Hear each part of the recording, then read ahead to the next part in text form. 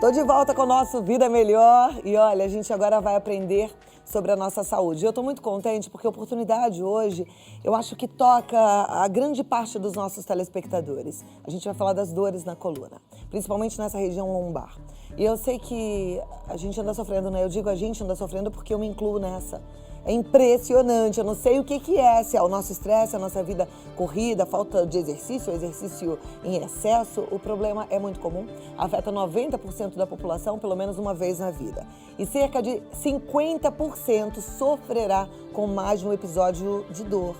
Gente, dor na lombar não é doença, mas um termo genérico que inclui muitas diferentes causas. Então hoje a gente vai aprender sobre esse assunto. E a gente convidou o Dr. Rogério Vidal Lima, que é ortopedista, traumatologista, ele é especialista em coluna pelo Hospital das Clínicas e é nosso amigo. Estávamos com saudade, que bom que você voltou ao programa para a gente aprender um pouquinho sobre a nossa coluna, sobretudo sobre as dores na lombar, né? Eu tive anteontem uma que quase que eu não dormi uma noite inteira. E aí a gente fica pensando, assim, como as minhas amigas em casa, por que acontece isso? Então, as causas são variadas, né? Desde o estresse emocional, a atividades físicas em excesso, falta de atividade física. O que a gente vê muito hoje é postura inadequada. Hoje, com muitas pessoas em várias modalidades de trabalho, trabalham de frente para o computador, acabam assumindo uma postura inadequada. Junta com a falta de atividade física, muita gente procura o médico por causa de dor nas costas. E muitas vezes não é um problema tão importante, mas a dor é importante, é incapacitante. Então, hoje eu diria que a maior causa, né, que procura a gente no consultório é uma postura inadequada. Agora, existe aquela dor na lombar que irradia para as pernas e existe aquela dor mais concentrada. Qual é a diferença? Existem diferentes tipos, né? Existem diferentes tipos e às vezes é a mesma causa. A postura inadequada pode dar a dor lombar, que irradia para a perna, que é a dor ciática, quando existe algum problema no nervo ciático ou uma compressão, um pinçamento, e que vai provocar essa dor seguida com a dor na perna. Outras vezes a dor é localizada, pode ser por causa de um esforço físico, uma postura inadequada, e as causas são variadas, como eu falei, pode ser desde uma hernia de disco que dá uma dor irradiada, que é um problema um pouco mais grave, até uma dor muscular, que, como eu falei, muitas vezes não é grave do ponto de vista de tratamento, mas para o paciente é muito grave, é incapacitante, tira o sono, impede que trabalhe. E tem idade para dor nas costas? Porque eu vejo a criançada com mochila pesada e fico pensando, será que isso é lá na frente? Ou elas também podem sofrer já esses sintomas? Olha, a criança até os 14, 16 anos, né, a gente quando tem uma dor nas costas, a gente se preocupa, porque normalmente a criança não tem dor. Mesmo com uma postura inadequada, a criança não costuma ter dor. Então, criança com dor, a gente precisa investigar. Muitas vezes não é nada, mas pode ter algum tipo de problema. A partir disso, 16, 18 anos, por alteração de postura ou por outros problemas, já aparece a dor nas costas. Ok, e aí por conta disso, dessa nossa preocupação, a gente foi para as ruas para saber qual é o peso da mochila da criançada, dos adolescentes. Tem muita gente que carrega peso em excesso, viu? Vamos conferir.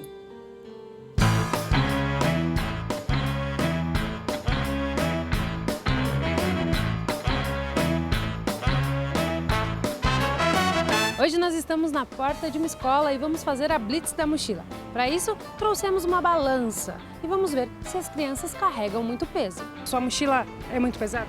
Um pouquinho. Mais ou menos. Não. Às vezes é bem pesado, mas normalmente é leve.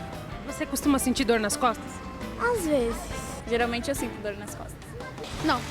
Não. E a vovó controla o peso da mochila da Júlia? Ah, não controlo, porque tem hora que ela coloca tanta coisa, eu ainda brigo com ela, agora eu estou brigando. Vamos pesar sua mochila para ver quantos quilos você carrega? Pode ser. Eita, tá pesado, hein? 3 quilos. O que a senhora achou? A senhora achava que ela carregava 3 quilos? Ó, ela já carregou mais pesado no ano passado, essa daí tá até menos, viu? Porque começou as aulas dela, ela começou ontem, né? 1,4 kg. A senhora acha que é muito ou é pouco? É muito, eu acho que pra ela é bastante, ó. 1,5 kg, até que não tá muito pesada, né? É, porque eu tô tentando evitar o máximo de material para levar para a escola. Não é fácil não, né? O ideal é que eles tivessem os armários, como a gente vê nas escolas americanas, né? Mas ali uma criança com 3 quilos é muito, não é? Então, é o que eu estava falando. Depende do peso da criança, na verdade. Uma criança que pesa 35, 3 quilos não é muito, porque não chegou aos 10%. Existe até uma lei municipal que determina que as mochilas não tenham mais que 10%. Mas isso é muito difícil controlar, porque é muito variável o peso da criança. O ideal é que a criança, o adolescente, leve o que precisa para a escola. É incomum ainda os armários, mas isto é uma cultura que está se criando no Brasil e isto é o ideal. Hoje, com os adventos, né, de várias escolas que você tem com os tablets, eles já não levam mais tanta coisa, porque tudo vem ali, né, por internet ou está armazenado. Perfeito. Agora vamos voltar um pouquinho para o nosso universo adulto, né? Que eu sei que é a grande maioria. E vamos falar dessas dores. Você já disse que tem várias causas, várias possibilidades, né? E você citou a hérnia de disco. A hérnia de disco já não é a dor lombar, que não é doença. A hérnia de disco é uma doença. Então, eu vou te falar. Na verdade, quando o paciente tem uma dor crônica, isso já virou uma doença. Então, mesmo que seja uma dor muscular crônica, você já tem uma doença. A hérnia de disco é uma doença. A hérnia de disco é quando o disco, né, que ele é formado por duas partes, um anel, que é a parte dura dele, que é um anel fibroso, e o núcleo, que é a almofada. Quando esse anel externo ele se rompe e esta almofada, esse amortecedor, ele sai da posição, ele comprime uma estrutura nervosa. E aí você tem a hérnia de disco. Você pode ter uma hérnia de disco assintomática e pode ter hérnias que provocam uma dor incapacitante no paciente, muitas vezes levando até a cirurgia. A cirurgia de coluna, ela foi evoluindo, né? Quando a gente fala de cirurgia de coluna, tem gente que ainda fica de cabelo em pé, mas hoje ela não é mais aquela cirurgia complicada como já foi um dia. Na verdade, assim, né, eu venho de uma geração que eu peguei esse final da cirurgia complicada, onde existia muito preconceito e tinha o problema realmente dos pacientes. Eram comentários, né, que o paciente ou morria ou ficava na cadeira de rodas. Na verdade, eu nunca vi acontecer isso. Hoje evoluiu muito, as técnicas são muito mais rápidas, incisões pequenas, a gente libera o paciente rapidamente para movimentar. Ou seja, o paciente que opera a coluna hoje, no final da tarde já está andando, no final ou amanhã já está andando e muitas vezes ele vai embora no dia seguinte sem uso de algum tipo de órtese ou imobilizador. Normalmente você libera o paciente muito rápido para retorno às atividades. Perfeito. Tem um outro problema que mereceria uma cirurgia além da hérnia de disco? Então, hoje as pessoas vivem muito. Então, o que acontece? Você se depara muito com doenças do desgaste, que são as doenças degenerativas. Na coluna, uma coisa muito comum é assim, a gente tem a coluna é um tubo onde está o sistema nervoso, a medula, o saco dural. Muitas vezes, com o próprio desgaste, vai formando um bico de papagaio e esse conteúdo nervoso ele acaba sendo comprimido lá dentro. E às vezes essa compressão é tão importante que atrapalha a marcha do paciente ou na coluna cervical, o movimento dos braços e das pernas e aí requer o tratamento cirúrgico. Muitas vezes o paciente vem antes e a gente consegue melhorar, mas às vezes acaba evoluindo para a cirurgia. Esse consegue melhorar está relacionado à atividade física? Um paciente com dor, ele deve fazer exercícios ou não? Então, como é que eu faço a conduta da gente? Eu libero o paciente para fazer o que ele consegue fazer. Porque tem alguns pacientes, né, nos casos de hérnia de disco ou de doenças degenerativas, que eles se sentem melhor quando eles andam do que parados. Então, se ele tem uma atividade física que não cause dor, ele pode voltar a fazer a atividade física dele desde que isso não desencadeie a dor. Então, não existe mais, é muito ruim, muito chato, alguns colegas que o paciente está com problema na coluna, para toda e qualquer atividade, quando muitas vezes a atividade física é o que está fazendo com que ele melhore a dor. Quando ele está fazendo a ginástica, ele não tem dor, é um momento de paz que ele tem, e quando ele está parado, ele tem dor. Então isso depende, não existe uma receita de bolo. Cada paciente tem que ser tratado de forma individualizada. Assim, como é importante e interessante a gente ouvir o médico falando sobre isso, porque me dá a certeza de que a gente precisa se ouvir, né?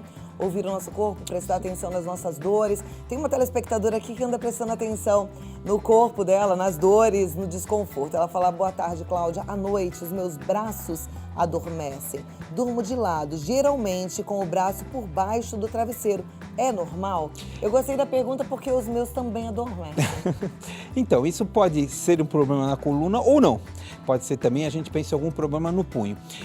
Dormir com o braço debaixo do travesseiro, na verdade, quando a pessoa levanta o braço, pode estar causando um problema no ombro. Não é uma posição boa para dormir. Aliás, é uma posição que esta é uma posição que deve ser contraindicada. Por quê? Porque você força muito a musculatura do ombro, pode levar a lesões, né, na estrutura que movimenta o ombro, que é o manguito rotador. Então, isso é uma das coisas que, esta é uma das coisas que tem que ser evitada.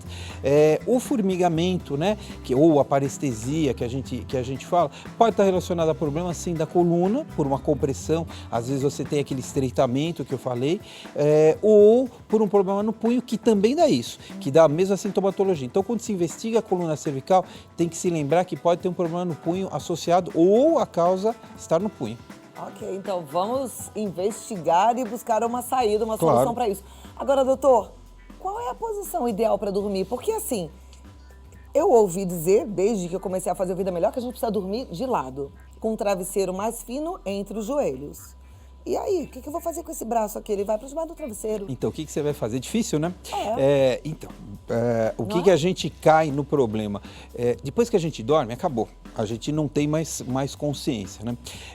Normalmente, essas posições, dormir de barriga para cima, para baixo, joelho no meio das pernas, isso não traz problema. Na verdade, é muito mais mito do que propriamente uma realidade. O que a gente tem, e isto é um problema, é realmente quando a pessoa enfia a mão debaixo do travesseiro e começa a forçar o ombro. E isto tem que, de alguma forma, com apoio de travesseiros, outros travesseiros, para que a pessoa evite. Porque acaba desenvolvendo, às vezes, lesões que vão até para a cirurgia do ombro. Né? Com relação à coluna, às vezes a pessoa acorda no meio da noite com dor. O que a gente sugere? Ou que ela levante, vá até o banheiro e volte, que a dor vai melhorar, ou que ela assuma uma nova posição até o momento que ela dormir. É uma questão, na verdade, de treino, mas depende do dia. Às vezes você tem um dia mais agitado, você dorme mais pesado, outro dia um sono é mais leve, então você se mexe muito. Não dá para a gente determinar. Mas então, pelo que eu estou entendendo, é legal a gente não ter uma mania, um hábito único. Porque eu, por exemplo, tem muito tempo que eu parei. Mas eu dormia com uma posição de ombro que começou a me dar dor no ombro. Exatamente. Aí eu mudei o jeitão. Então é a gente se perceber e ir mudando o jeito de dormir. Tentar mudar. Às vezes o que Boa. tem? Tem o companheiro, né, que mora junto, a companheira que dorme junto. Pede para a pessoa, às vezes a pessoa levanta no meio da noite, observar isso. E vai lá, mexe no ombro. O resto não tem como fazer, sabe? Se vai dormir de lado, se vai dormir de barriga para baixo, não tem o que ser feito. Perfeito. A Vera Lúcia, sobrinho, ela diz, sou de Votuporanga, estou com muita dor nos braços. Isso pode ser a coluna? Pode, mas também pode não ser. Precisa passar no médico para o médico ver. E aí, com dor no braço, ela vai procurar um ortopedista. Sim, normalmente é ortopedista, ele que vai fazer. A Valdeli, de Sorocaba, ela diz, Cláudia, concordo com o doutor, eu tenho hérnia de disco na lombar e faço exercícios e me sinto melhor do que sem fazer exercícios. E com fisioterapia, melhorou ainda mais. A fisioterapia, ela é um aliado da ortopedia, no caso das dores? Hoje, o que a gente faz? O paciente com dor, né? Então ele chegou uma hérnia de disco, né? Ou a lombociatalgia, que é a dor na região lombar e que irradia para a perna. Você vai fazer exames, vai dar uma medicação para o paciente. Uma vez diagnosticado a hérnia de disco, não é porque tem hérnia que precisa operar. Somente 10% dos pacientes evoluem para o tratamento cirúrgico. E como é que a gente sabe? Na verdade, nós não sabemos. Então a gente começa o tratamento conservador, que é na base de fisioterapia, RPG, que é uma coisa que funciona muito.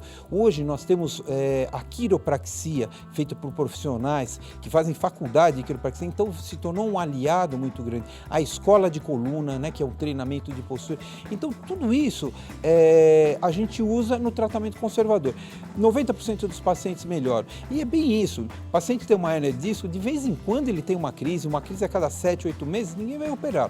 Agora, o paciente que não sai da crise ou que tem uma alteração neurológica precisa ser operado. A quiropraxia é uma técnica segura, doutor? Porque há cerca de 1 ano e meio a gente recebeu a notícia de que uma paciente faleceu depois de uma sessão de quiropraxia e ficou todo mundo meio que apavorado.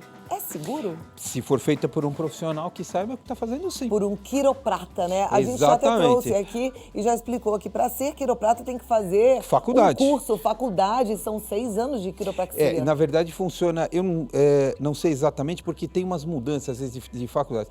Então tem a faculdade que forma o profissional e tem os profissionais que fazem fisioterapia fisioterapia e fazem como se fosse uma pós-graduação ou uma outra especialidade, né? Alguns profissionais de educação física, mas aí o que nós estamos falando? Nós estamos falando de gente que sabe o que está fazendo, que sabe fazer o diagnóstico. Se você vai num massagista que vai manipular, isso é muito história, tá? Porque eu nunca vi, na verdade, faço isso, estou formado há 27 anos, eu nunca vi ninguém ficar paraplégico ou morrer por causa de uma manipulação dessa. Mas a gente ouve histórias. O ideal é que você seja tratado por um profissional que saiba o que está fazendo. Perfeito. A nossa telespectadora diz, eu gostaria de saber o seguinte, tenho muitas dores nas costas, fiz um raio-x, deu um desvio terrível na coluna e muito bico de papagaio. Minha perna fica dormente e se eu estiver andando ou em pé, eu caio. Gostaria de saber o que eu posso fazer. Procurar um ortopedista. Essa questão de cair normalmente está ligada à coluna ou a alguma função do cérebro? Então, por isso é que precisa procurar o médico, né? Ela fala quantos anos ela tem? Não. Então, outra coisa importante, a gente vê muitas das doenças mais ou menos nas faixas etárias. Então, vamos dizer que ela deve ter, pelo que ela está falando, uma ideia, deve ter por volta dos seus 55, 60 anos, né? A partir daí para frente. Então, aquilo que eu falei, lembra que eu falei há pouco? Às vezes você tem um estreitamento do canal aonde passa a medula, o saco dural, que a gente chama de estenose, é o nome técnico, né? E causa esse tipo de sintoma. Então o paciente tem o formigamento, tem a dor nas costas, não consegue ficar na posição ereta, ele anda às vezes 50 metros, tem que parar de tanta dor que está sentindo. Por quê? Porque o nervo está sendo comprimido lá dentro, né? E isso requer um tratamento. Algumas vezes tratamento cirúrgico, outras não, mas aí o profissional é que vai decidir.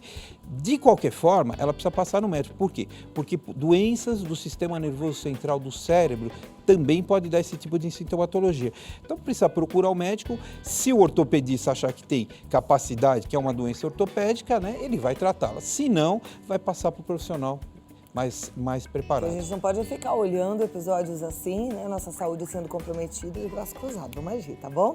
A Maria, ela é do Paraná e ela pergunta, escoliose tem cura? Depende da escoliose, né? Como é que funciona? A gente divide a escoliose muito basicamente, né, em graduações, né, até 20 graus não se faz nada, entre 20 e 40 você tenta o tratamento conservador, a partir disso o tratamento cirúrgico.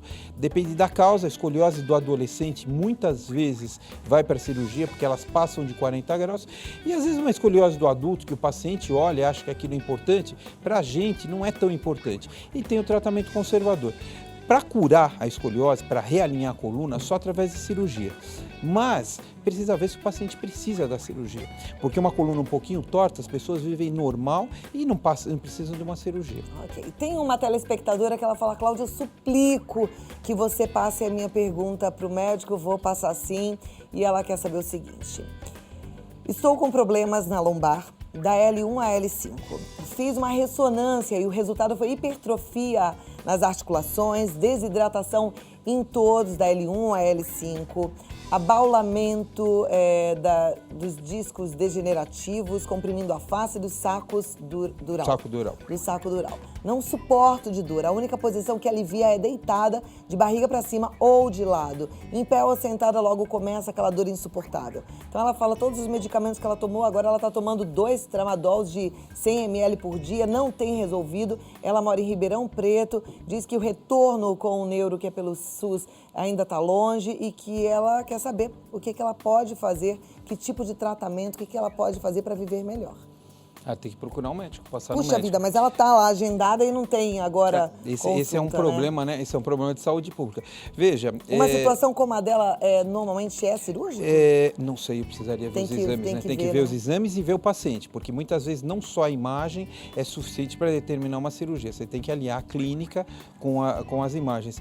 Pode ser, pode não ser cirúrgico, precisa ver, esse paciente provavelmente tem mais desgastes para cima, então precisa uma paciente que precisa ser avaliada e ver que tipo de conduta. O problema é que o nosso sistema de saúde é muito lento, né?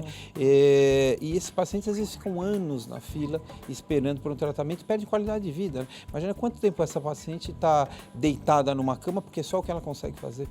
Pois é. Bom, eu vou voltar aqui para a gente continuar. Tem muitas perguntas, muita gente sofrendo com dores. Vamos ver se a gente consegue hoje algumas respostas, né, que nos deem caminho para uma vida cada vez melhor. Eu volto aqui, tá bom, doutor? Continua aqui com o doutor Rogério Vidal. Vamos lá, o nosso WhatsApp tem um montão de perguntas. Tem alguma coisa importante, de forma geral, que a gente não falou e que a turma precisa saber? Esporte. Esporte. Em qualquer faixa etária, até as crianças e até aquele idoso de 98 anos. Tem que fazer. Tem que fazer. Quem nunca Atividade fez, física. vale a pena começar? Sempre. Atividade física é fundamental. Quem faz atividade física vive melhor, com mais qualidade de vida, com menos doença. E nós não estamos só falando em doenças ortopédicas, vive num bem-estar melhor. Quem nunca começou esporte, começa devagar, num ritmo lento e depois vai aumentando. Quanto mais intensa a atividade física, dentro daquela faixa etária e da capacidade, novamente, da pessoa, né? Mais uma vez, individualizando o tratamento, isto é o melhor que acontece. Existe algum esporte melhor?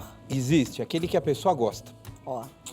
Então, porque o que acontece? Se você manda, a gente vê, né? Eu vejo muito consultório, então porque vai fazer natação, isso, aquilo. Eu pergunto, gosta? Não gosta. Então, a pessoa que não gosta, o que ela vai fazer? Ela vai arrumar 500 desculpas para não ir. Faz 2 meses, 3 meses, depois só tem desculpa. Ao passo, quando a pessoa faz o que gosta, ele quer melhorar na atividade física, ele se empenha e vai ter um resultado muito melhor. Agora, o importante é o seguinte, aprender a gostar daquilo que tem que fazer, tá? Isso eu aprendi uma vez aqui com o Nuno Cobra, ele falou, a gente tem mania de fazer só o que gosta, e aí não faz nada. Porque o que a gente gosta mesmo é de ficar deitado no sofá comendo pipoca. A gente tem que aprender a gostar daquilo que a gente tem que fazer. Então, assim, exercício físico tem que fazer. Então, vai na academia, vê o que é que vai te dar aquele plim. Se nada der, vai, dá aquela forçadinha que daqui a pouco você gosta. Eu aprendi, sou viciada na minha bicicleta, adoro. Mas também um exercício só não é o ideal, né? Veja, não é o ideal, né? A gente começa a acabar mesclando as atividades físicas. Mas se você já faz a bicicleta, tá excelente, você entende? Faça aquilo 4, 5 vezes por semana, resolve muito dos problemas. E o que eu falo para os pacientes, a gente tem que fazer o seguinte, tem que incluir a atividade física no seu dia. Como você inclui o seu horário do almoço, você tem o seu horário de ginástica. E acabou, e tem que fazer uma disciplina. Então, não deu para fazer. A gente, quando tem uma reunião na hora do almoço, ou uma cirurgia na hora do almoço, seja o que for, você vai almoçar, seja a hora que for, né? Vai ter que comer. Então, o que acontece? Você vai fazer esporte uma outra hora, mas você vai ter que fazer. Porque senão, no mundo que a gente vive, na cidade que a gente vive, você não faz.